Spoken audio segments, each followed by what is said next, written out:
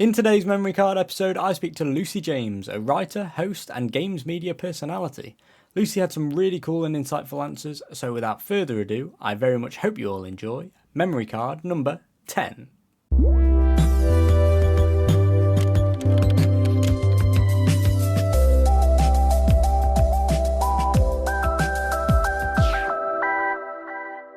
Hello and welcome to Memory Card, the podcast where some of your favourite creatives tell you about their gaming memories. I'm Sam Hall, and for this episode I am joined by a champion of indie games, a writer, a co-host of the Friends Per Second podcast, the creator of the Looking for Game newsletter, and a fellow KFPF. It's Lucy James. Hi, thank you for having me. No, thanks for coming on. It's a pleasure to have you. When you said a fellow KFBF, I was like, wait, something. And then I remembered I'm going to be in all day tomorrow. So that was right. Oh yeah, oh lovely. Yes. Exciting. Yeah, so would you like to explain who you are and what you do to the audience who might not have heard of you? Yeah, so I've worked in games media for about 15 years now, which is scary to say out loud. But I used to be at Jinx. I was at GameSpot for 12 years, and I left earlier this year to form a newsletter. So I curate, highlight, and talk about indie games on my newsletter, Looking for Game, and then I do a bunch of hosting stuff. And like I said, yeah, I'm the co-host of the Friends Per Second podcast with Philip and Jake Baldino. Yeah, amazing. I wanted to ask you, like, what's it been like leaving GameSpot and starting this new venture? What's that been like for you? It's been quite. I mean, a lot of emotions tied up in it. Obviously, if you leave a place after 12 years, there's a feeling of, oh, is this the right decision? I'm going to miss everyone who I work with, that kind of thing. But ultimately, it was the right one. And it's been overwhelming in a really good way to see just how people have reacted to LFG, that they've signed up, that people tell me that they like it and that they play games because it was in the newsletter. And so it feels strange, yeah, because I heard Lucy from GameSpot for 12 years, and now it's Lucy for me, which is honestly a really nice feeling. Yeah, of course. I did consider, Lucy formerly of GameSpot, but that felt a bit formal. No, yeah, formally. Yeah. Yeah, so of course with your Looking for Games indie focus, what are you playing at the moment? I know a lot of it you might not be able to talk about. So, there's a big one I can't talk about for sure. I'm playing Servant of the Lake at the moment, which is coming out this week. Okay. It's a point-and-click adventure puzzle game that I'm really enjoying. Nice. Kind of a wacky, surrealist vibe to it. It's similar to when you start playing things like Golden Idol, where there's like this undercurrent of intrigue and people perhaps doing things in the pursuit of godly riches that they shouldn't be. So I'm playing that at the moment, and then other than that, I'm doing a lot of preview stuff in AAA. I'm doing a lot of preview stuff because like Tokon I'm not a fighting game player, so Tokon is maybe not my thing. But I mean, we're coming up to September, so it's going to be hellish in terms of like doing all the regular indie coverage. But then for me, it's Onimusha, Blood of Dawnwalker, Control, and Silent Hill, and then like Fire Emblem. Like basically, I'm no one's going to talk to me for 6 weeks or so, but it'll be a good time. Yeah, September's a busy one. I guess I'm curious as to if there's anything you play in your free time that like you're not. Obviously, you play so many games for work. Is there anything that you just sort of switch off and play? I keep coming back to Clicky Islands, honestly, which is a demo that I highlighted a couple of weeks ago. It's being published by Pocket Pair. It's Carrot Studios. I keep coming back to that one, even though I've kind of basically maxed out the demo. It's just because it is really a switch brain off sort of game that I think is just what I need sometimes. But in terms of like an actual game that I keep coming back to, that would have been Overwatch. It would have been The Sims. There's various games in my life that have held that role.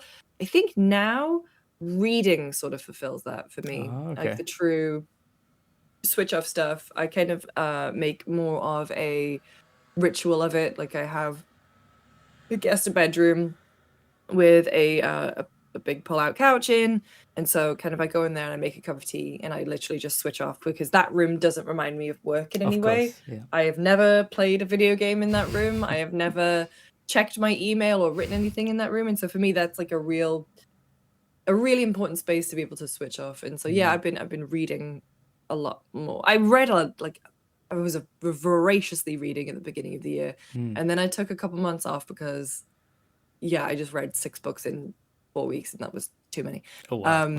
Yeah, and then it's taken me like 2 months to finish Neuromancer, so I'm trying to find a Oh, of course. better balance between Yeah, those. I saw that you'd finished that as well. I'm about to start reading it, I think, as well. I'm excited. It's really good, and I genuinely think if you've played Cyberpunk before, you'll or like seen The Matrix or any, sci-fi property that is borrowed from it in the last 4 years. But even I think some of the pros is like it's quite a lot to chew on, and so it's Okay. not an easy book to read. So be prepared. I really enjoyed it overall, though. I think I'm excited for the show now. Yes. Primer. Yeah, very exciting. So, Lucy, I'm afraid I have some bad news for you, actually. Uh-oh. Yeah, I lured you into doing this podcast because I actually need gaming memories and opinions to survive. I consume them and wipe them from your mind in the whole process. And unfortunately, as an avid game enjoyer, you're my next victim. Okay, well, that's fair. Yeah, That's fine. Okay. that's fine. That's Well, fine. it's too late to stop the process. However, I wish to offer you Yeah, the it was in this tea opportunity. all along. Yeah, I wish to offer you the opportunity to keep some of your favorite and most influential memories and opinions. Okay. I'm going to ask you a series of questions. Whatever you answer shall remain in your memory. Everything else will be gone. Do you understand? Oh, but what if I want to get rid of something so then I can experience it again for the first time? Well, we'll maybe get to Valid. that. We'll Okay, maybe get okay. to- Okay, so first of all, what was your first games console? PC. PC. It wasn't a console. So I would play PC games with my dad. He had the PC, and then from there, I don't know the timeline here because I think no, my actual first console that I had for myself was a Game Boy Color, a purple one, that my mum got for me with Pokemon Red and Pokemon Yellow. So that would have been 98-ish, maybe earlier. Sounds right. And then my sister gave me her PlayStation 1 games. She kept the console for some reason. And then I got a PS2 at launch, which would have been 2001? That sounds right as well. 2001. Yeah. So those are my first sort of console experiences. And yeah, but yeah, it is the flex to be like, it was PC. Yeah, just PC. Yeah. PC. I was playing Doom and Quake with my dad. Yeah, no big deal. So what is the first game you remember playing on PC then? Was it Doom and Quake, like you say? Or... Yeah. Yeah. To playing those games with my dad, I definitely sort of dabbled in gaming at friends' houses and whatever. Like I have a memory of playing a Sonic game, of playing Mortal Kombat, even playing Crash Team Racing at some point. But again, it was the 90s, so my timeline is perhaps not completely accurate. But no, I mean, I remember playing games with my dad. We had Microsoft Golf 95 was a big one. We had Doom, Quake, X-Wing vs. TIE Fighter, Tomb Raider 3. We had a tie-in Toy Story game. We had Worms. Like we had the whole hit and caboodle in the mid 90s. Yeah. But yeah, Doom and Quake. And it was funny because like my dad, even now, and I'm in my mid 30s, he's like, isn't on TV. We can't be watching that. Like you can't be watching. Like when I was a kid, it was very much if something was rated higher, I wasn't allowed to watch it. But Doom and Quake were totally fine. Big question now. What is your favorite game of all time?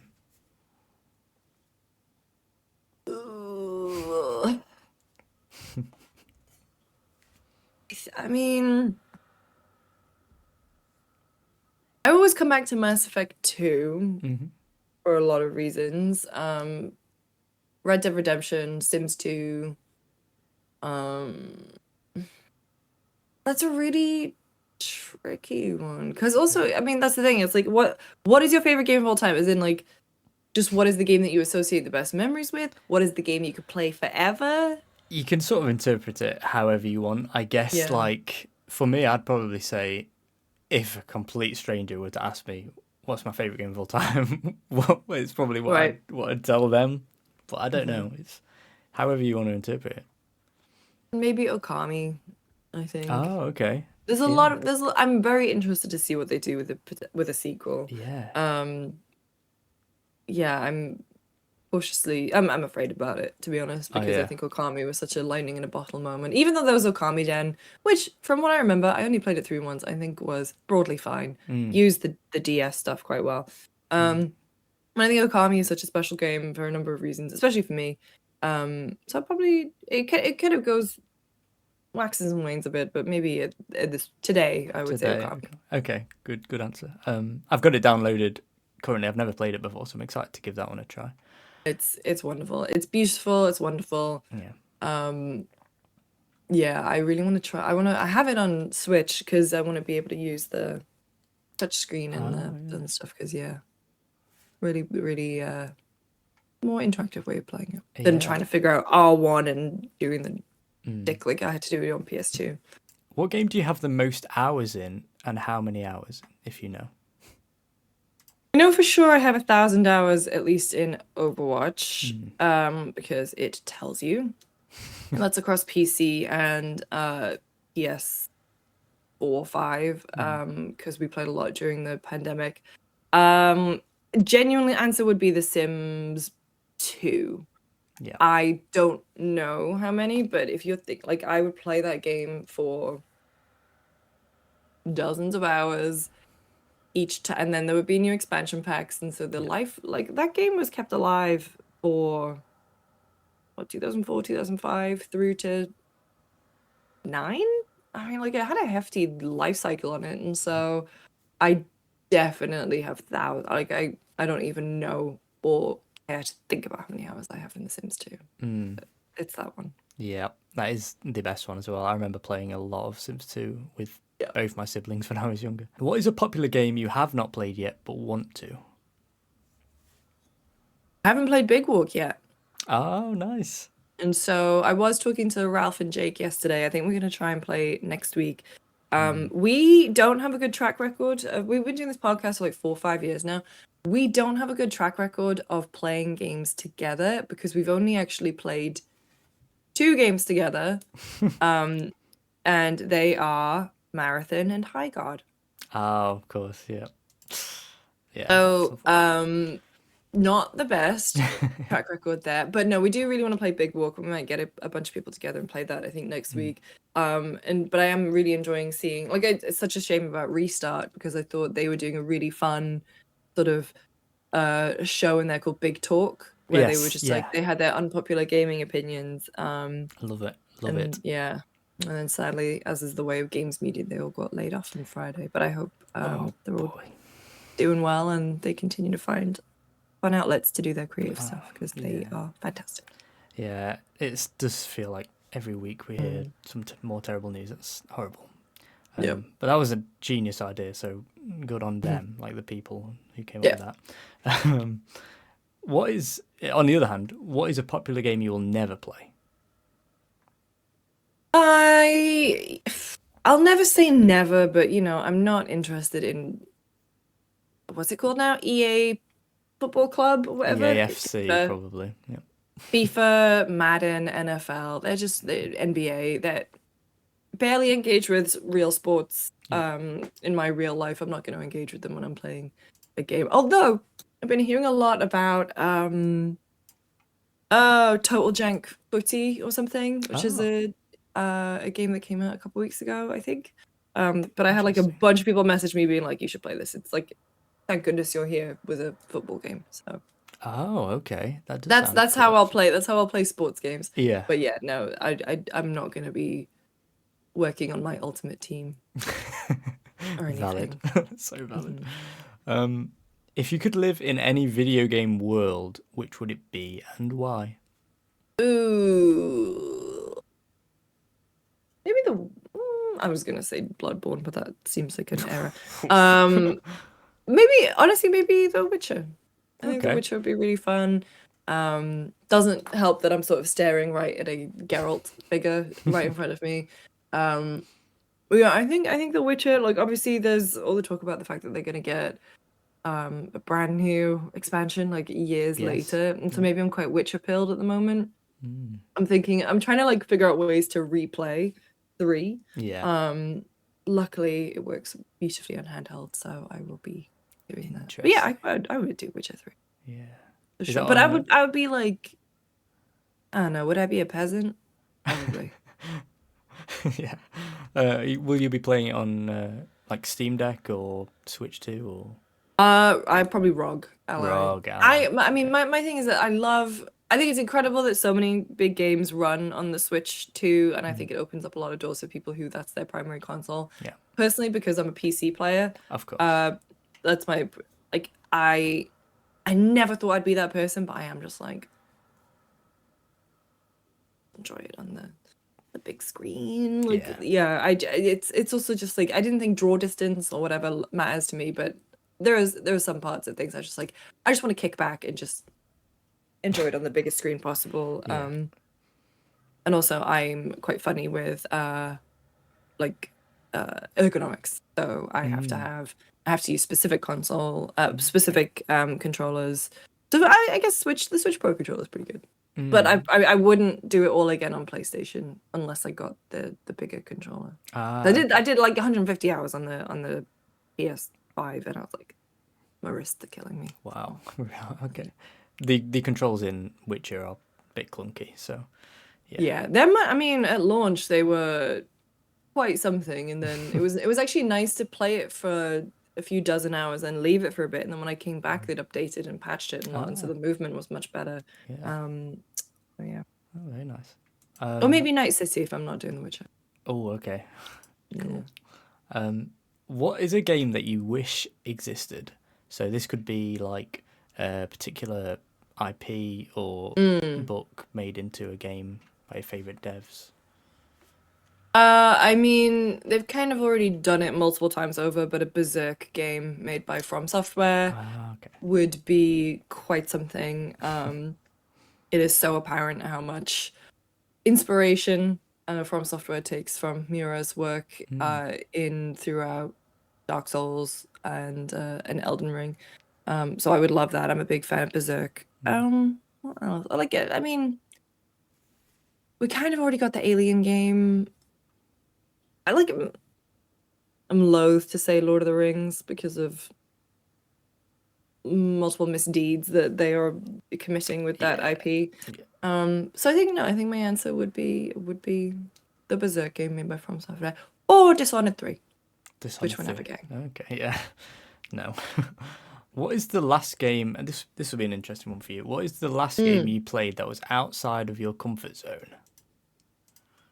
Let me have a look. Yeah. This is the problem. I was doing a podcast the other day. I was doing drop in, drop out, and they were like, Yes. what is the thing that what you play best? Because I play so much. Hmm. Let me see. Nothing here is really outside my. I guess when you play a lot of indie games, your comfort zone is Yeah. quite broad. It is. Yeah, that's the thing. It's like, yeah, when was the last time I played FIFA? Um, Let me see. I don't even know if there has been one. I mean, genuinely outside my comfort zone is VR. So the Okay. last time I played a VR game would have been last year, and it was the one. It was even like the one that came loaded onto the. Oh wait, no, here it is, Mind's Eye. Oh, okay. Yeah. Which is not to say that a third person action adventure game is Yeah. outside the realm of possibility, but I guess Yeah. Mind's Eye for me was just like, Yeah. I don't know, there was so many red flags about that game. Did you play a lot of it? No, I played like an hour of it for Mm. a video. But no, in terms of VR, yeah, I was playing the one that's like preloaded onto the MetaQuest headset, which is the like, oh, it scans your room and then aliens come in. Oh. And it made me so incredibly sick. Because VR just makes me sick. Unless it's Beat Saber. Beat Saber Oh, is the one game that I can actually play in VR. And so I always feel bad, especially when it's in the run up to a show or something, because mm. people always message me being like, oh, I got this new VR game. And I'm like, I can't do it. Yeah, it's a shame. I Mhm. I really like VR, but again, I can't play it for more than an hour or two without feeling just really And that's sick. yeah, and I mean that's the major issue with it. Yeah. It's, I remember 12 years ago or something being at Gamescom and E3 and it was like, oh, VR is going to be the next big thing. It's going to be huge. But they never got No. over that one big hurdle is that like for a lot of people there's still motion sickness. Like I feel so terrible about Batman Arkham Shadow. Fantastic Yeah. game.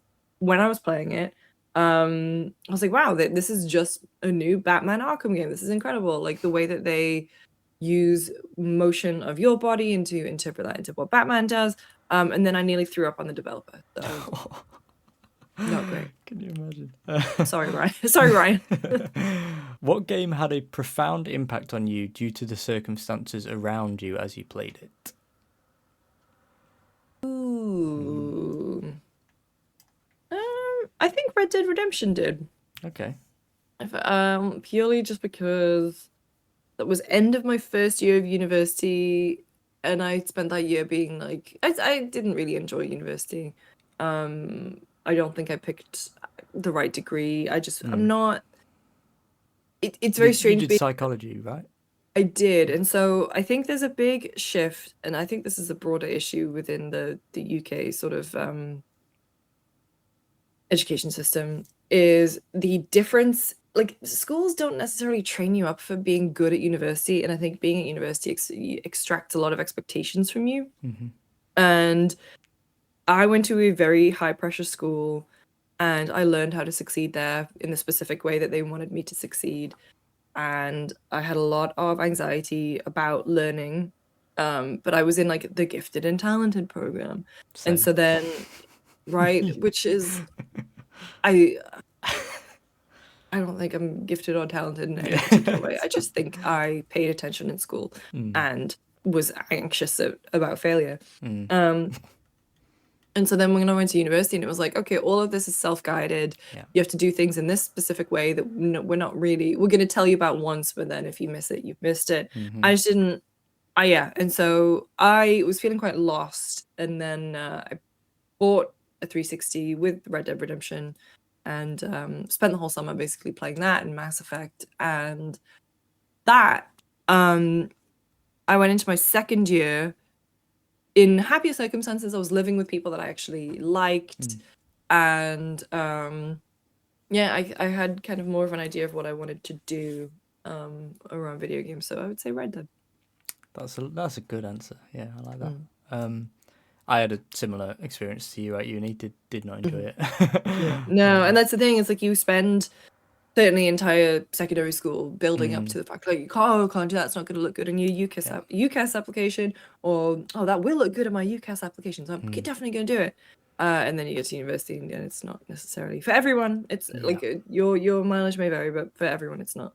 I think at least it shouldn't be so forced when you're 18 to go straight away. Like if I'd had a few years in work, and then if I was in the place I was now, and then had the ability to I'll go and study, I don't know, something in video games related, then It's sort of like it doesn't give you a chance to.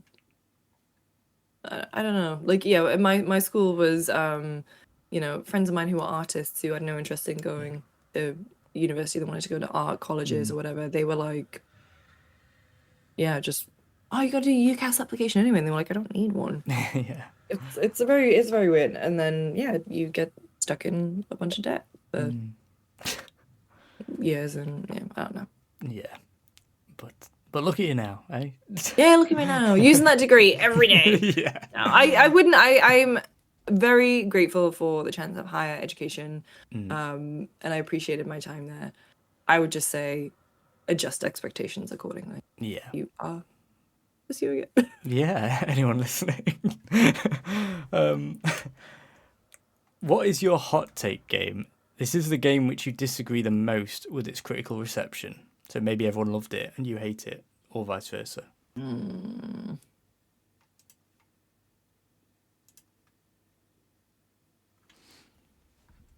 There are some games that I see a Metacritic score and I'm just like, right. I think a 10-point scale doesn't leave a lot of room for nuance. I don't think a score leaves a lot of room for nuance. My hot take game, I don't know. I don't know if I have one in particular. There's I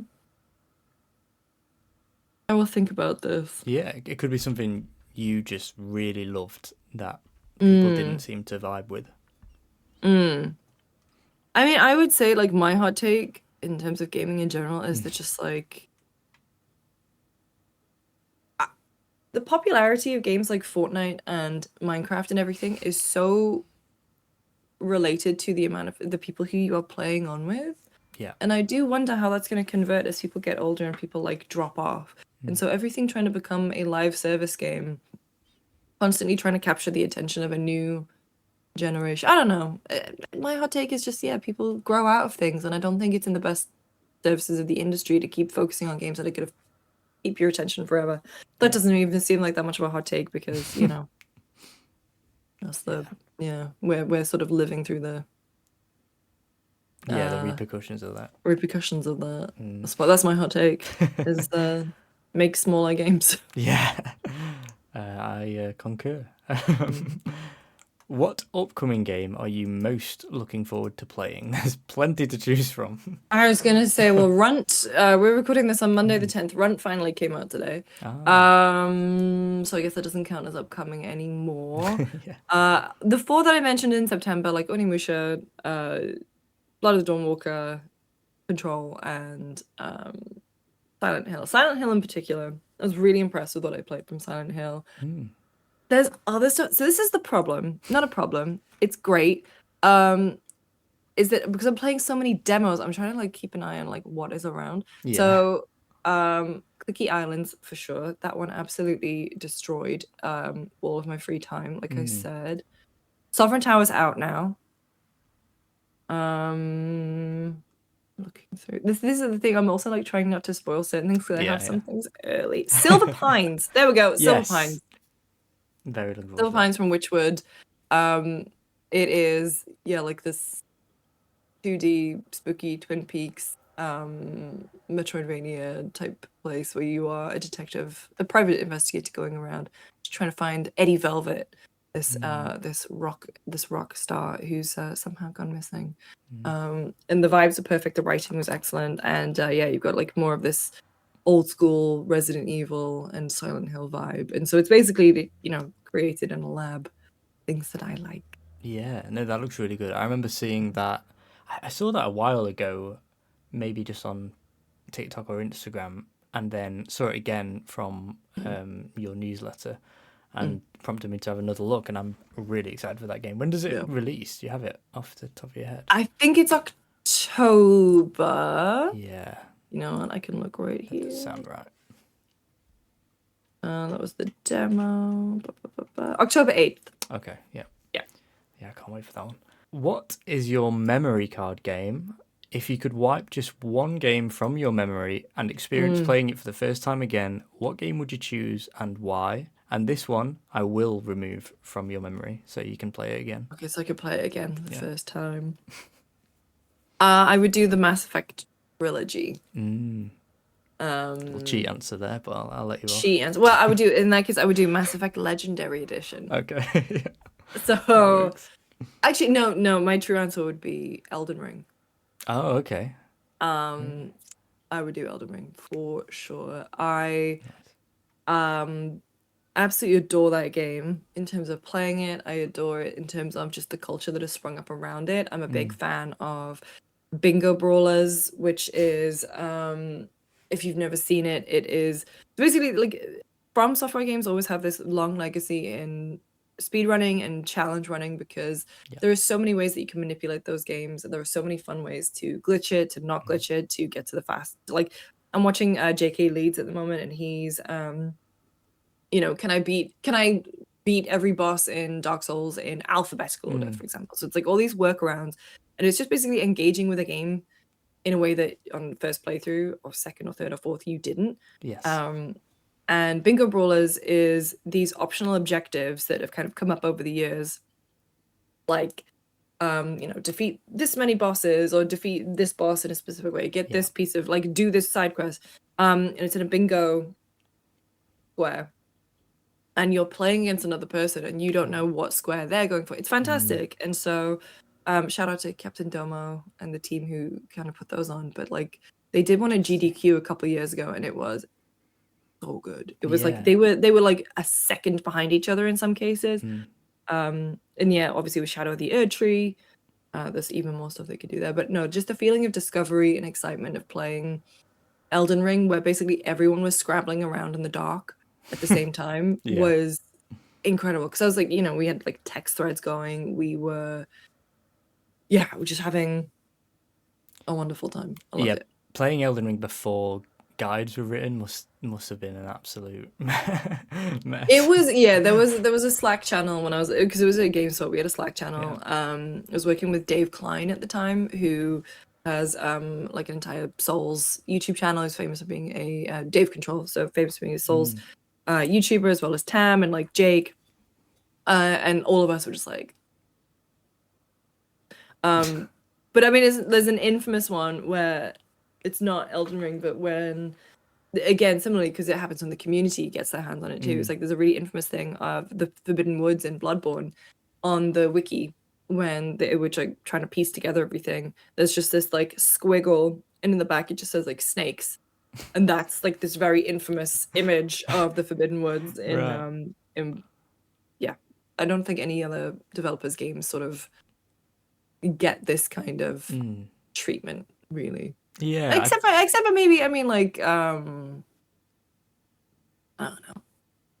There are definitely games where, people want to pick apart all the secrets and stuff. But in terms of like actual progression and everything, it's very special. It works particularly well for Elden Ring, I guess. Well, FromSoft games in general, because I mean they're so heavily, RPG coded that you just pick however you want to do it, and you sort of create your own difficulty by doing that. And finally, what is one game you think that everybody should play? The game you answer with will be placed into the Hall of Games for future generations. Okay. I've been talking about this game a lot recently. Mine would be And Roger. Yeah, I just think it is a very important game for a number of reasons, but mostly just because of the way it handles the subject matter in a way that I think only a game can. I'm not going to spoil what it is or anything like that, but I think if we are talking about the marrying of narrative and gameplay to tell an impactful story, this is the most textbook example you could have.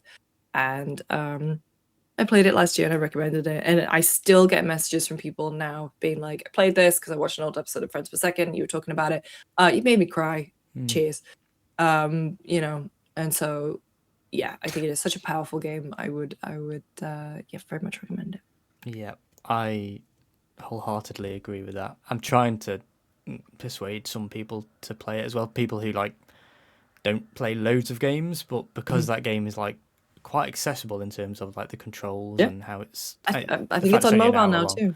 Yeah. Oh, is it? Interesting. Okay. I think so. Someone was telling me. Okay. And yeah, the length of the game is kind of perfect for that. Yep. Excellent answer. And I'm afraid that's all the questions I have for that's you. That's all she wrote. That's all she wrote. It's been a pleasure speaking with you, so thank you for coming on. Thank you so much for having me. Sorry about the whole devouring your memories thing. You know what? That's fine. Honestly, with the horrors, it's probably good. I can get a clean slate. Nice. Just before we go ahead and tell the people where they can find you or any upcoming projects you have. Yeah, so you can find me. The newsletter is at lookingfor.game. We release it's me every Friday. That's the other thing that I didn't figure, is that like going from we to me. Every Friday I recommend a video game for you to check out, send you a link to the demo, usually include an interview with its developers, and it's going really well. And if you are a paid up subscriber, you don't have to get the free recommendation every week anyway, but if you pay, you can join a Discord full of wonderful folks who just share game recommendations and talk to each other. We set up some voice channels recently because everyone wants to play Big Walk. Just a really lovely time in there. We also have like game code giveaways quite frequently, and other goodies. And so that's where you can find Looking for Game. And you can find me everywhere, Lucy James Games. Friends Per Second podcast every other week. We are recording on Wednesday. That's our thing though, because we always record on Wednesdays, so we're just like, God, I hope something big happens on Thursday. Yeah. And touch wood, Fine. At least we know when the next GTA thing is going to drop. True that. Yeah. So we've got time to prepare for that. But no, yeah, that's how you can find me. Okay, and there you have it, everyone. Go and follow Lucy everywhere you can. I've been Sam Hall. I wish you all a wonderful week, and I'll see you next time on Memory Cards. Bye bye. So that's it for this episode of Memory Cards. Thank you to Lucy for coming on the show, and thank you all for listening. If you enjoyed this episode, go ahead and leave a comment telling me the game that means the most to you and why. You can find me almost anywhere at Sam Hall of Games. Thank you to Bluefields for the music. Thank you to TheFrenchDipDesign for the logo and podcast art. Go make some gaming memories, and I'll see you next time on Memory Cards.